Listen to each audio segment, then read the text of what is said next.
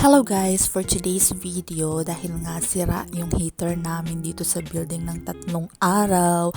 Ayan, so nagtitiis ako guys sa lamig maligo. So hindi ko na yata kayang maligo ng walang heater, char.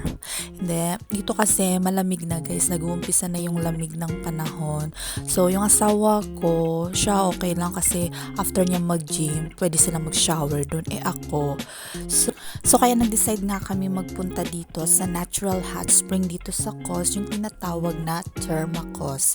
So ito yung best time na magpunta doon kasi nga malamig na yung panahon and umalis na yung mga turista, so hindi masyadong crowded. Actually guys, matagal ko na talagang gustong ma-experience ang maligo sa hot spring, tapos yung moment na may mga bumabagsak-bagsak na snow, kaso wala pang snow.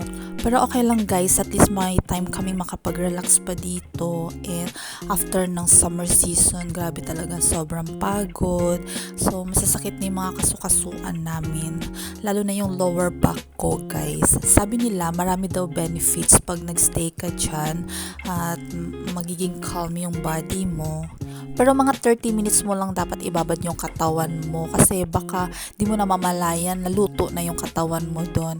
And after nun, nasa init, magja-jump ka sa malamig na tubig. Yun, yung kalapit nun, dagat din. So, ayan.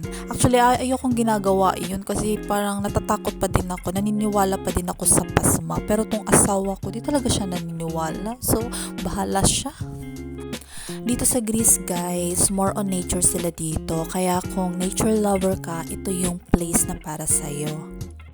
Number 1 din sila guys sa pagdating sa history. Alam naman natin na dito sa Greece, marami talagang mga historical spots dito. So maraming mga talagang pangyayari ng mga nakaraang panahon pa.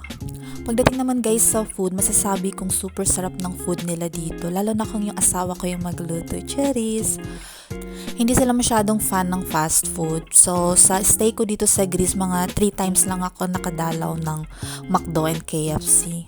So, more on healthy foods ang pinupush nila dito. Kaya hindi nakakapagtaka guys, yung mga matatanda dito, mga nasa 90, 96 pa nga, makikita mo biyam sila sa park, nagagagala pa yung mga yan guys. Pagdating naman guys sa mga tao, yung mga ugali nila, parang pang Pilipino lang din. Palabatian sila guys, so pag tuwing umaga, may mga kamustahan portion kayo.